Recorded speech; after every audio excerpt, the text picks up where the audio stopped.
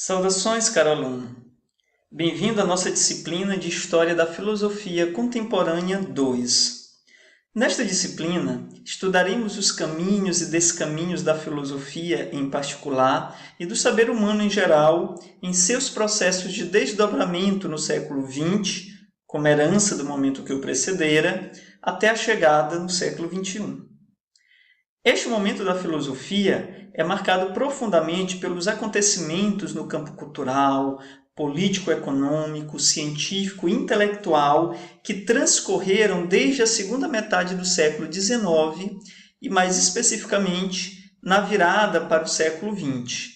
Acontecimentos que influenciaram mudanças paradigmáticas fundamentais. O século XX se inicia com o sentimento de crise. Primeiramente, daquela que na modernidade havia se erigido como a maior autoridade, com suas bases fundadas sobre princípios exclusivamente racionais, a ciência. Descobertas científicas ou novas proposições realizadas nesta virada de século provocaram fissuras marcantes na concepção de certeza científica,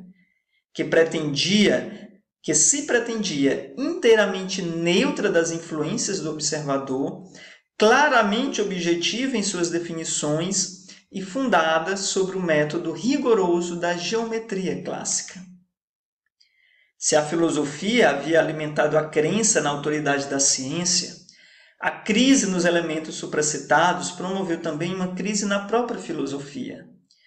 Se esta havia se consagrado como epistemologia ao longo da modernidade, trabalhos mesmo de epistemólogos como Hume e Kant favoreceram o deslocamento deste campo do saber para a psicologia empírica nascente. Isso porque, se estudar as condições para o conhecimento é estudar como a mente se comporta diante de determinadas situações, este assunto se tornou objeto daquela ciência particular.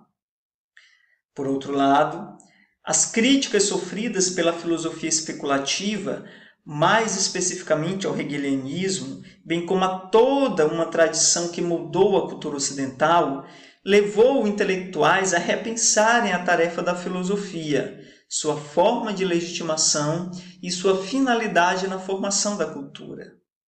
No fim mesmo da filosofia, a transformação da realidade, residiria o seu fim como pensamento especulativo.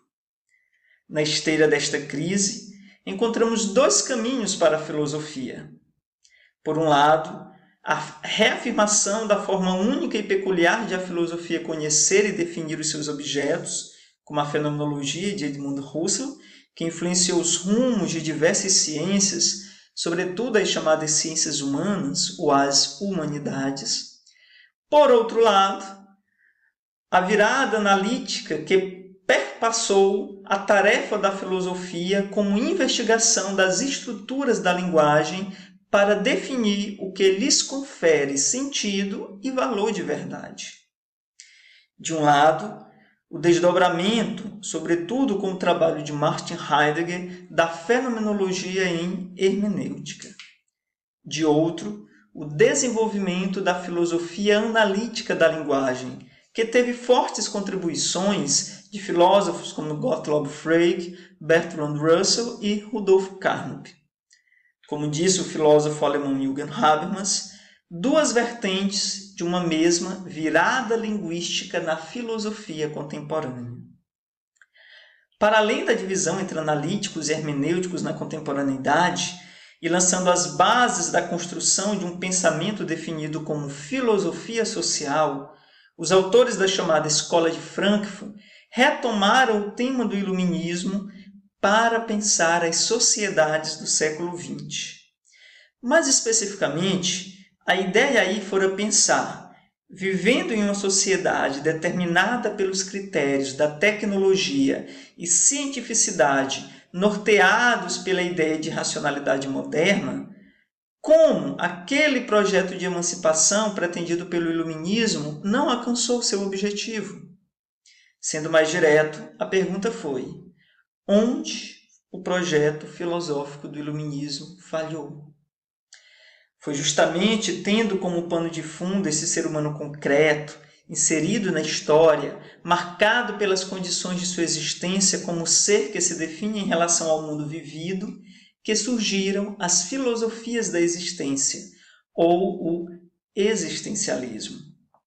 Inspirado na proposição kierkegaardiana de que a singularidade da existência deveria ser o ponto de partida da filosofia, o existencialismo inverteu a forma clássica de pensar a realidade, e mais especificamente a realidade humana, partindo não mais da essência, mas da existência. Essa mudança do ponto de partida não conduz apenas a uma mudança de posição dos termos, mas a mudanças ontológicas fundamentais na forma de pensar o ser humano e o seu mundo. Por fim, nossa disciplina pretende chegar a duas formas distintas de pensar a filosofia e o seu papel na contemporaneidade.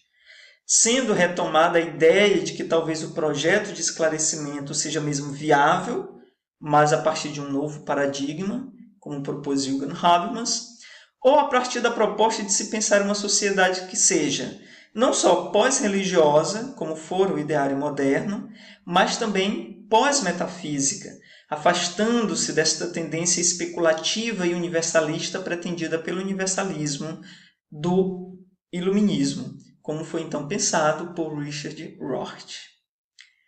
Sendo transcorrida no espaço virtual, nossa disciplina contará com as ferramentas vinculadas à rede de internet, tanto para a busca e aquisição de habilidades e competências relativas aos conhecimentos previstos na disciplina, bem como para a realização de atividades avaliativas, que terão como pressuposto a percepção de um efetivo processo de aprendizagem dos temas estudados. Desejo que todos tenham um caminho profícuo nesta jornada. Bons estudos e até breve.